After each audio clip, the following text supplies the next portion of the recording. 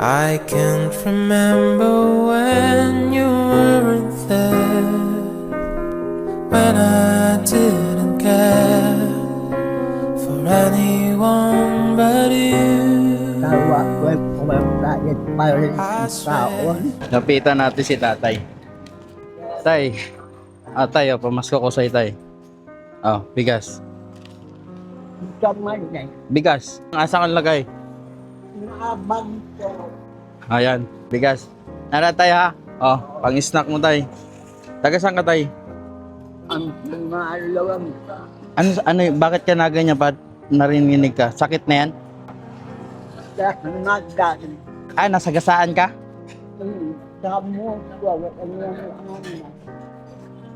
Motor nakadasmag sa'yo, nakasagasa sa'yo? Matagal na, pero matagal na. Kaya ka na ganyan, nanginginig. Tignan nyo si tatay mga kapatid, no? Nanginginig si tatay, nasagasaan pala siya. Saan ka nasagasaan, tay?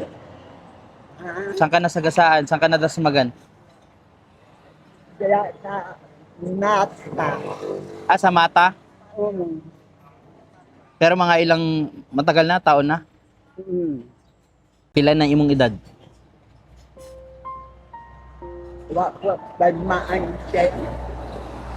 Pero anong pangalan mo, tay?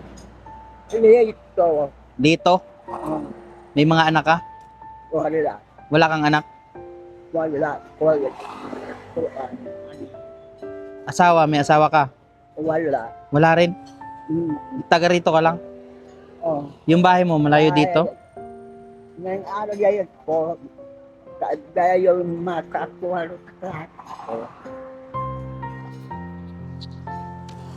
Lagay natin to, tay.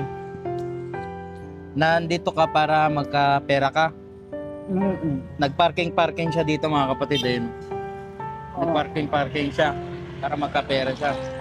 Yan, hinihintay niya yung mga tao, mga nagpa-parking dito, hinihintay niyang umalis para magkaroon siya ng pera kasi paano niya mga parking siya nagbabantay.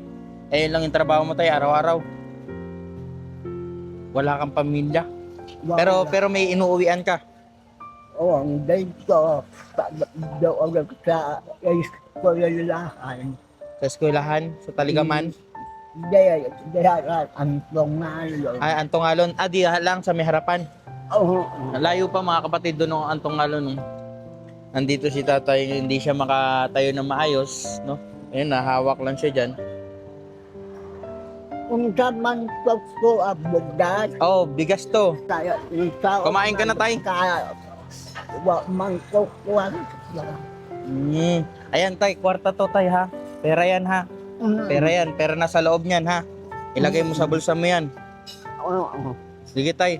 O, sa mga kapatid, sa gustong magbigay ng tulong kay tatay, makikita nyo lang siya dito sa may kainan dito, sa may Antongalon. Antongalon to, tay, no? Dito sa may Antongalon, sa may highway, sa may KDN Eatern. Dito nyo lang siya makikita mga kapatid, no? Makikita nyo si tatay siya nagpa-parking dito. Sa gusto maghatid ng mga tulong kay tatay, bigas o mga damit, no? Walang pamilya si tatay, walang asawa, walang mga anak. Ito lang yung trabaho ni tatay, oh. Pero tingnan nyo yung kalagayan ni tatay. Kung makikita nyo mga kapatid, nanginginig si tatay, no? Dahil dyan sa nasagasaan pala siya dati, dyan sa may mata, sa kalsada. Kaya ito yung naging apekto kay tatay. May daladalang tungkod si tatay. Yan. Yan si tatay mga kapatid. Makikita nyo siya rito. Sige tatay, dito na ako tatay. God bless sa'yo. Pa-bless ko tay. Bless. Ingat ka tay ha. Tago mo ha. Tay, lagi ka bang nagpe-pray kay Lord? Ha? Kahit ganyan yung kalagayan mo tay, hindi ka pinapabayaan ng Panginoon ha. Lagi mo pasasalamatan si Lord ha. Lord, yun. Tay, bago ka umalis ng bahay, lagi ka mag-pray kay Lord. Pag gising mo, pag tulog mo, pray ka lagi kay Lord ha. Bibigyan ka niya ng blessing ha.